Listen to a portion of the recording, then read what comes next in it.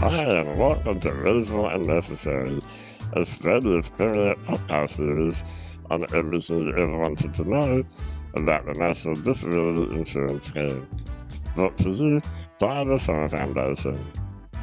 I'm your host, Dr. George Taleporos, and today I'll be joined by the new CEO of the NDIA, Rebecca Falkingham, to talk about her key priorities and how she plans to rebuild trust, and much more.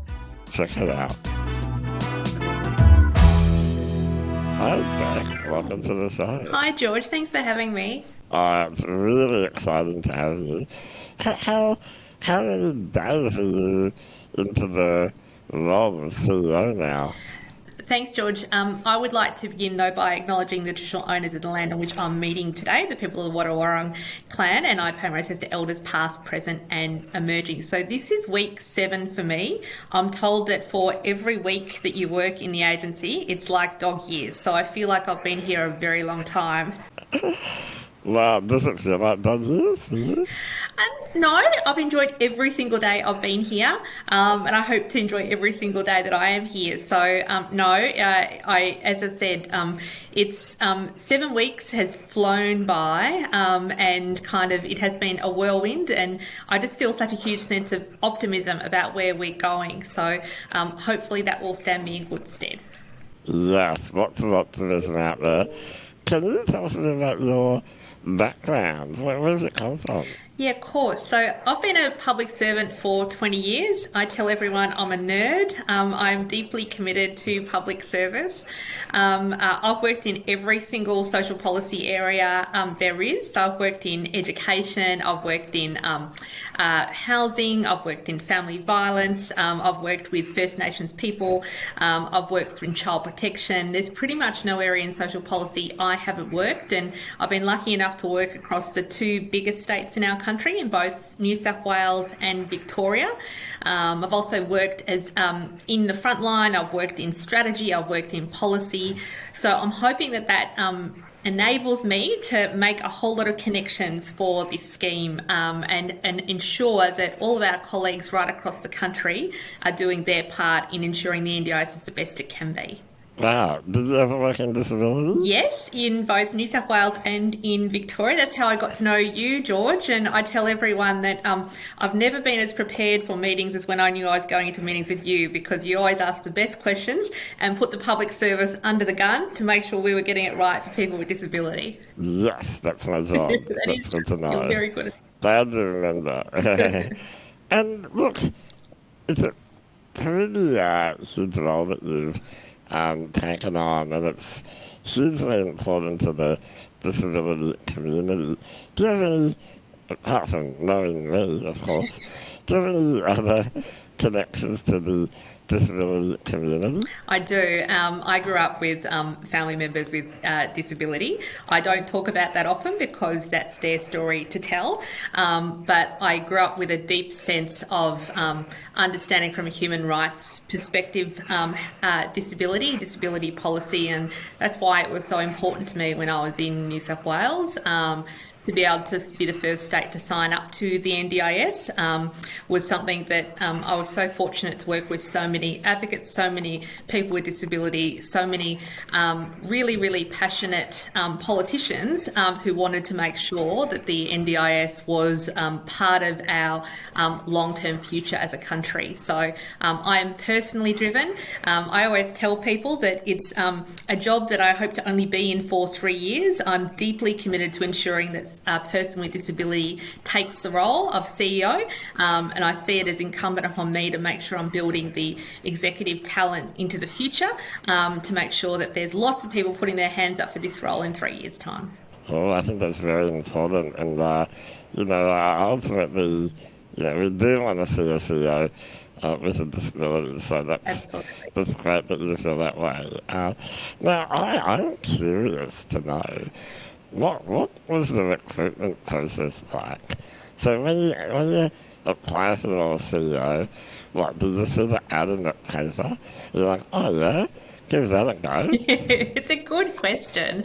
And it's really important to kind of, break down some of those barriers so people understand kind of, how these processes work. So, people might be aware that I was the Secretary of the Department of Justice and Community Safety in Victoria, and I tell everyone that I love my job and was very passionate about my job in justice.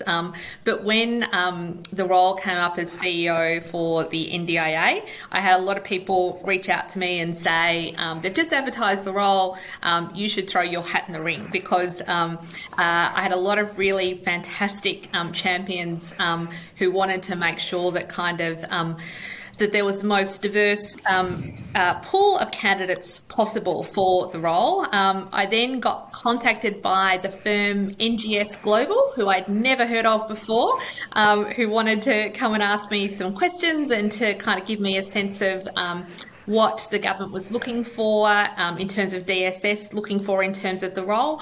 And then I was asked whether I would formally apply. This is very detailed, but I was asked whether I'd want to apply. I put in a written application. I then met with a very daunting panel of 5 people who asked me a series of questions. They did a whole range of referee checks, and then kind of I got the call from the acting chair. I remember on a Sunday afternoon, I was not expecting the call to offer me the role. So it was all quite daunting, but that's how it all came about. Oh, 5 people on the panel? Yeah. Can you tell us who was on the panel? You're going to test my memory now. The amazing Leah Van Poppel was on the panel. The Secretary of DSS was on the panel. The Public Sector Commissioner was on the panel. NGS Consulting was on the panel. And I'm going to forget the 5th person. It will come to me. There was also another independent member on the panel. And then then you got the call, because it happened relatively quickly, didn't it? It did. I'm not sure whether it was for Commonwealth standards. I've never been a Commonwealth public servant, so I'm not sure whether it was slow or fast. It seemed very fast to me. But as we know, in particular, with a new government, with a new chair, there was a desire to make sure that the leadership at the agency was being revitalised as well. And so I know that there was a lot of people that wanted to make sure that the CEO was in place as quickly as possible. Yes, and we've got several new members of the board. You're a new CEO. Are you looking at shaking out some of the senior execs in terms of renewal, or are you happy with the people that are working there now? So I think it's a mixture of both, George. I think there are a lot of people here who are very talented that kind of want to be part of the movement for change and for ensuring the scheme's the best it possibly can be. I also have a lot of people who are leaving the agency that have come to the end of their contract. So we're going out with a dedicated round with affirmative measures, which is very exciting to me. Hopefully we're going to get a really strong pool. We've also gone out in terms of a focus on trying to attract First Nations leaders to our agency at the same time. So there's lots of opportunities for people who would like to come forward and be part of the agency. That's huge, Jack. Very exciting, and I'm very excited that we've got that scoop on reasonable and necessary. Thank you for that. It is a scoop. Thank you. Now, I'd like to get a sense of your initial impressions of the agency and kind of what you've learned so far, because, we hear a lot about the culture of the NDIA. You know that the Minister has on record and saying that there are some issues. What's your initial impressions? almost 2 months on? Yeah, it's a really good question. The thing I always remind myself every day in this role is for an agency that's relatively young, it has been through a lot of change and a lot of leadership change. It's had, I describe it as 3 different waves of leadership models within the agency. So some people have been here right from the start of the journey, some people are relatively new. And so what I do pick up is that there's absolutely a deep commitment from people to make positive change. And I know there's a lot of people that are looking for clarity and for leadership and direction. And I think that we definitely have that with obviously Minister Shorten being very clear about the reform agenda. We have an amazing chair, Kurt Fernley, who I know has been on your podcast previously. And we're very, very clear about we are putting people with disability at the centre of this scheme and really importantly at the centre of the agency. So I know that there's been lots of tries at co-design and lots of tries at working quite differently, but my background is very much has at its core a deep commitment to putting people at the centre, and that's what my intention is at the agency, that we will be doing proper co-design. I know co-design has been, as a term, misused a little bit, but co-design for me is not about telling people what we're going to do and then ask for some consultation at the side. It's very much about getting the right people in the room, and particularly people with disability in the room, to make sure that we're agreeing on what it is we're trying to solve, what it is, whatever the challenge is, whatever the opportunity is, and working together for an outcome.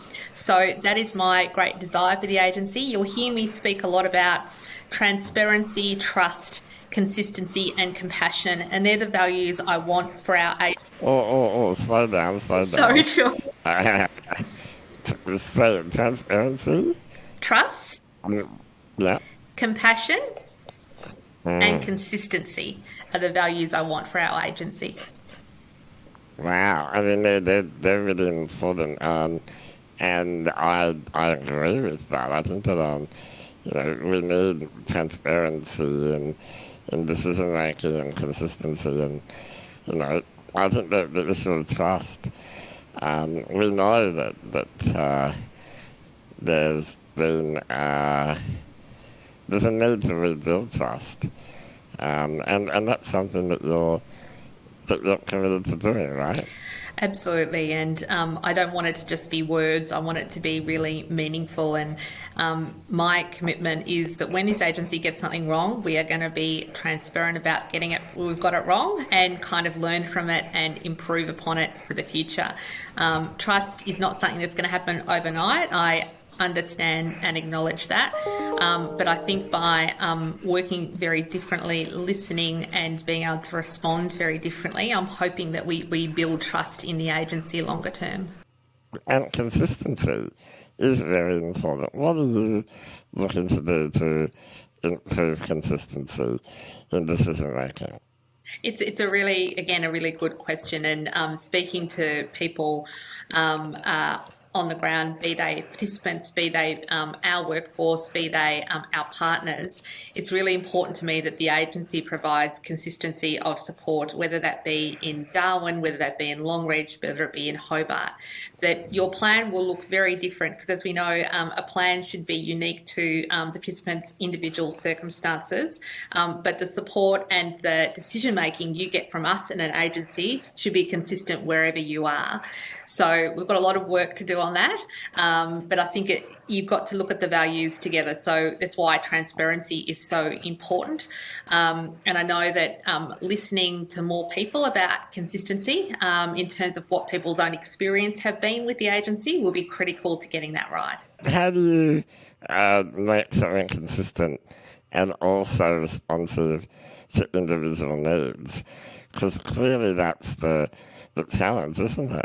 It's one of the big conundrums, isn't it, about how you ensure that we don't have cookie cutter plans, that we have plans that are unique to delivering on and achieving the goals individuals have within their plans, but making sure that the what we are deciding right across the country is consistent to the legislation, it's consistent to the rules, and that you don't get a different form of outcome based on that. So for me, investing in the training and the support of our own workforce is critical to getting that right. Yeah, and that training needs to include people with disabilities in terms of delivering some of that training, don't you think? Absolutely. And also providing support and assistance to people with disability in the planning process itself is what will help us get consistency. Now, one of the talk about culture, and we touched on that before, but I want to go a bit deeper. How would you describe the culture of the agency now? That's a really hard question. Culture overrides everything. And I think that when you consider there are over 153 NDIS officers right across the country, I'd argue right now we have 153 different cultures. And some of that's good because it actually tailors to the local community's needs and ensures that kind of there's a very local voice in the culture of one of our officers. But at a national level, I think that, as I said earlier, the fact that there's been so much change in such a short period of time for an agency has meant that there hasn't been a clear culture that is about putting people with disability at the centre of everything we do. And I think that I like to focus on the future and in terms of kind of where I would like the agency to be by the end of kind of my 3 years. And I come back to all the values I was speaking about earlier. Let's then move to your initial priorities. Clearly you came into the role thinking, these are some things that I want to do. You've talked about putting people with disabilities at the centre. Yeah. What are some of your most important priorities? I think it won't be a surprise to anyone that the establishment of the NDIS review has been a priority for me in making sure that the agency is really responsive to the needs of the review, that we are not going to go into the review in any way defensively. We're going to have a really open mind as an agency. And for me, preparing the agency to be able to implement the outcomes and the recommendations of the review is really critically important.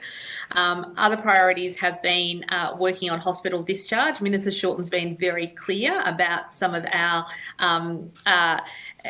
I guess I could say, not great outcomes for people with disability in terms of being in hospital for far, far too long. So having a really strong focus around ensuring people with disability don't stay in hospital for a day longer than they need to be, that we are there as soon as people are in hospital, having a conversation about plans, having a conversation about exit, about ensuring that people with disability are given the smoothest transition out of hospital possible has been a really big priority, and we've made great inroads on that.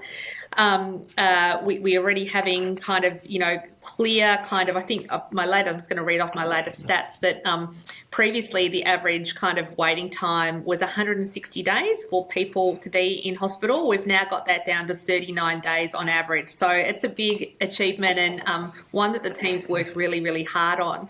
Other areas which won't surprise anyone is trying to remedy our appeals process and the huge number of cases we have on backlog in the AAT, which as someone who used to be in charge of the Justice Department in Victoria, it deeply worries me how we got to this point, that we have so many cases in the AAT and such an adversarial approach to kind of how we ensure we can resolve these matters. So we're doing a lot of work. We're doing a lot of work with the great Graham Innes around kind of how we look at all of our processes longer term.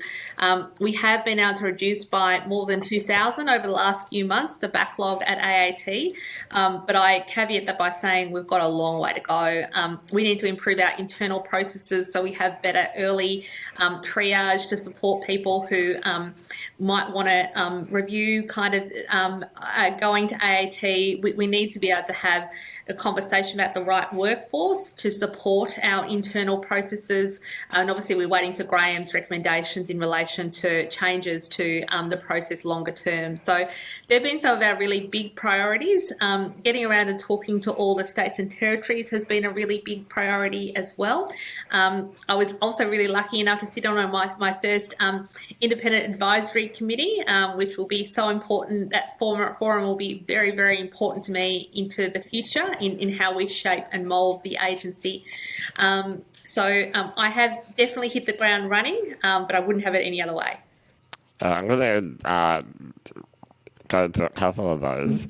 So we've gone from 160 days, which is horrific.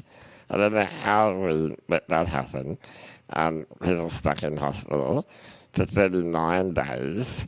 I know that which is better, but it's still not great. I know that Summer Foundation are calling on 10 days to reflect the time it takes to move someone into a nursing home. Do you think that 10 days is achievable?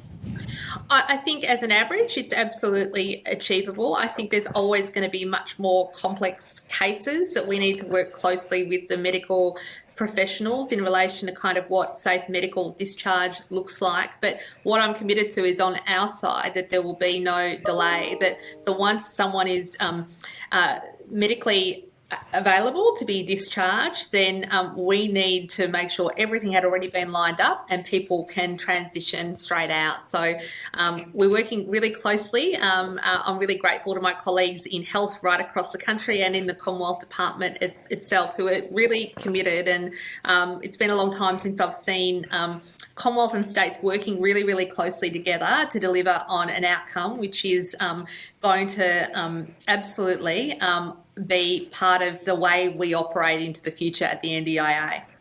Yeah, that sounds like you're on track. You're heading in the right direction on that one.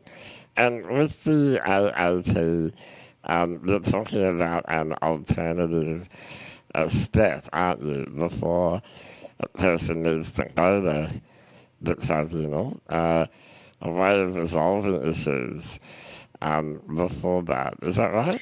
So Graham Innes has been asked to provide advice to the Disability Reform Council about what steps could be in place longer term. But right now we're piloting an independent review process that has seen really outstanding people be appointed as experts to work with both participants and the agency to come up with independent recommendations so that we can hopefully avoid issues ending up in the AAT.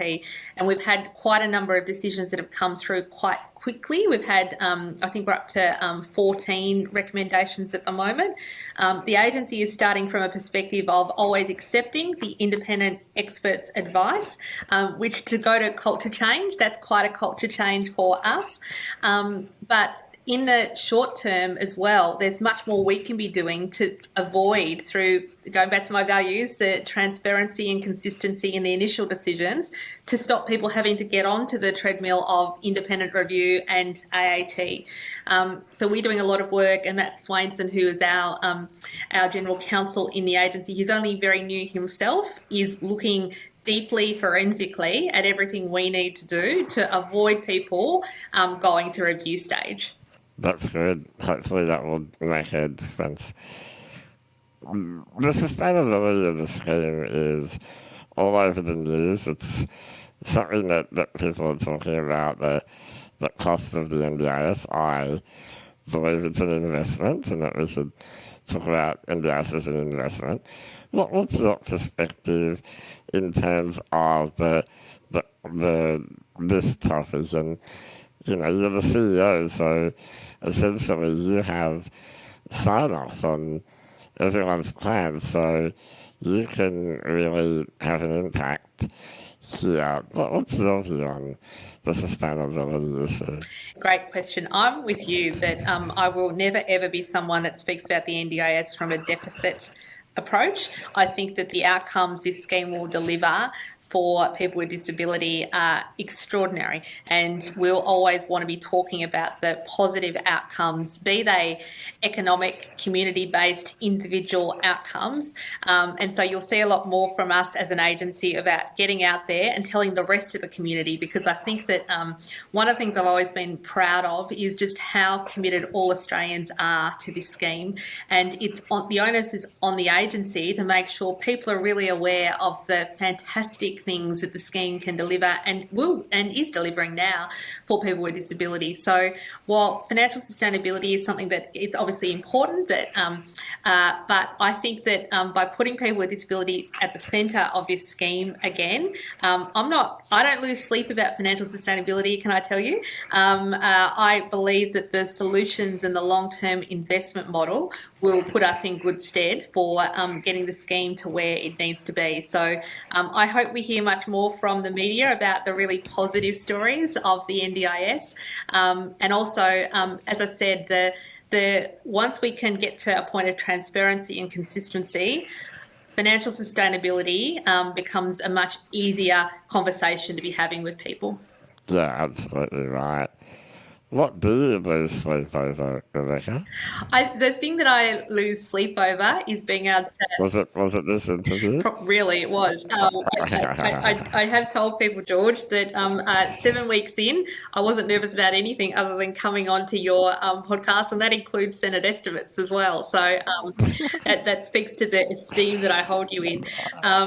But what makes me lose sleep is not being able to deliver on the absolute importance of putting people with disability back at the centre of this scheme and delivering on the expectations that people with disability, families and carers have for this scheme. So I don't think it's a bad thing to lose sleep over. I think that I want to create an environment where we're continually learning as an agency, improving as an agency, and being really open. As I said earlier, when we get things wrong, we should acknowledge we've got them wrong and listen more and respond more to what people at the centre of the scheme need. Yeah, that's critical. Now, I have a bit of a fun part of this show where I asked members of the NDIS grassroots Facebook page, which is a very famous, active, vibrant community of NDIS participants, and I invite them to put forward some questions, and then I pick the ones that have gotten the most reactions and responses. Yep. So I'm going to put them to you now, and we'll do them one by one. The first one was, when will participants be given draft plans to check prior to the plans being finalised? It's a good starting question. So I am absolutely committed to improving the planning process overall. What I won't do, though, is rush to changes. So going back to my value of transparency, I think it's critically important longer term that participants get much more control, much more visibility over the planning process, and that we're able to have people have more human contact with the planners, with the delegates, with the person whose plan it is. So that is my starting point, but I want to work with people with disability to make sure we can make that transition and make it well. I don't want us to have another false start as an agency and not have thought through and really listened to kind of what we can achieve by making more changes to ensure more transparency. Yeah, we've been asking for that one for years. And the benefit of seeing a draft plan is that you get to have that conversation with the planner and say, oh, you see that bit? Can you help me understand why that was dealt with in that way? And it can also prevent, I guess, future complaints around or escalation of decisions. So it could even reduce the number of people that have to go to the AOT if they had a chance to have that conversation at the start. I couldn't agree with that more, and that's why I want to sit down with people and have the conversation in relation to kind of what opening up plans in a draft form looks like, because we also need to do a lot of work right across the planning process about better training, better supports for people, for both participants and for planners and delegates. But it doesn't make sense to me, being, old case manager kind of, world me, where we have a scheme where people are disempowered from being part of that conversation. It makes no sense to me at all. And if we're true to putting people with disability at the centre of the scheme, you would think having a more iterative process around planning would make sense. So it won't be a surprise to you to hear me say that you're going to be hearing a lot more on this issue from me over the next 6 months. Excellent. Right, the next one is a bit about what was spoken about in terms of the AOT, and that question is, when will the actual costs of a person's disability requirements be funded without the need to go to war?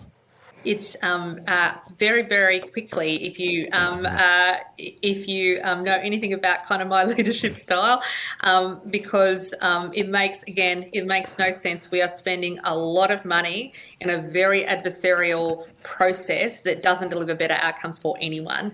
And so we are, as I said, looking at end-to-end participant journey into how we can make this process better, how we can ensure much earlier triage when things are not going well. So we have more people that are more specialised to be able to provide assistance when things do reach that point.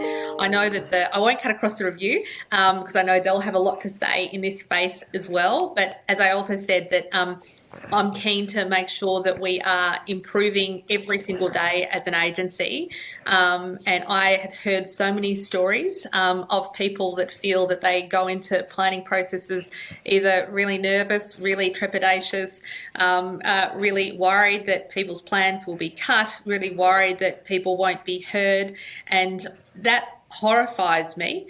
I want people to go into their planning discussions filled with a sense of optimism, filled with a sense of that it's a conversation about goals and outcomes and kind of how we as an agency can better support people with disability into the future. So we are committed to taking the adversarial, going to war, so to speak, out of the culture of the agency. And again, by talking to people with disability about their experience in this planning process is the best way we have to turn it around. Right. Now, the last one is about the we will fund it guidelines. Yeah. It says, why is it that your will we fund it guidelines do not always align with the definition of reasonable and necessary as it's stated in the legislation? Again, an excellent question, and it was a good one because I didn't know enough until kind of the last 7 weeks about what is ultimately should be a guide for how we make decisions. And I don't want to lose sight of, we want to be providing more materials and kind of, again, transparency and consistency. But there is a disconnect between the two that I'm working with the team around at the moment in terms of how we make sure that people understand that when we're making decisions about reasonable and necessary, it's based on a range of different things that could include your disability support needs, your living arrangements, what a reasonable informal supports look like, that, again, to go to the point, we need to be providing more guidance, not less, but we also need the guidance to be consistent with the legislation and with the rules. So it was so thank you to everyone who put that question in, because we'll be doing a very deep dive on that guidance. Excellent, and I'm looking forward to co-designing that with you. So, before we wrap up, I've got 2 more questions. Yeah. Do you think you made the right decision in taking this job? Every day. There's not been a day, I tell everyone this, there's not been a day where I've had any second thoughts. I am so deeply committed to ensuring we have the best agency and the best scheme. We never want to lose sight of this scheme, and this agency is and should be world leading. I talk to people right across the world who are just blown away by the commitment and the intent of the NDIS, and they're looking to us to provide them with a model for the future for people with disability right across the world. So I feel an obligation to work with people with disability to make sure that we can show people how it's done. That is definitely what we need. So before we wrap up, are there any last words that you'd like to say to listeners from the CEO to the participants on the ground? What words would you like to leave us with?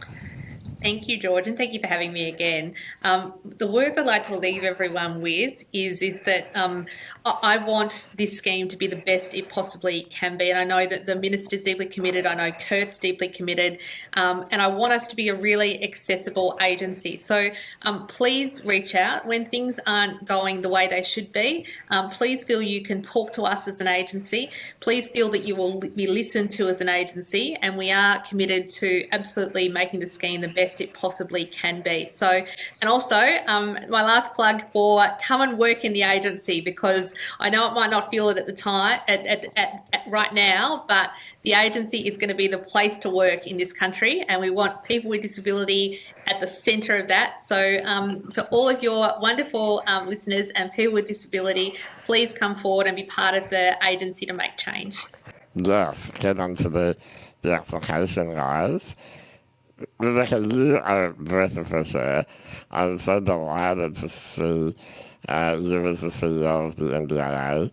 You're an incredibly warm and positive human being, and I wish you all the best in your next 3 years, transforming the agency, rebuilding trust, and getting the NDIS to be what we were all promised only 10 years ago now. Thank you for taking it up.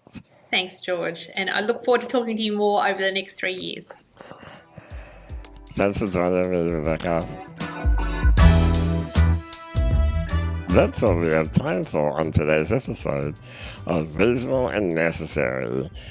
Thank you to our partner for this episode, the National Disability Insurance Agency.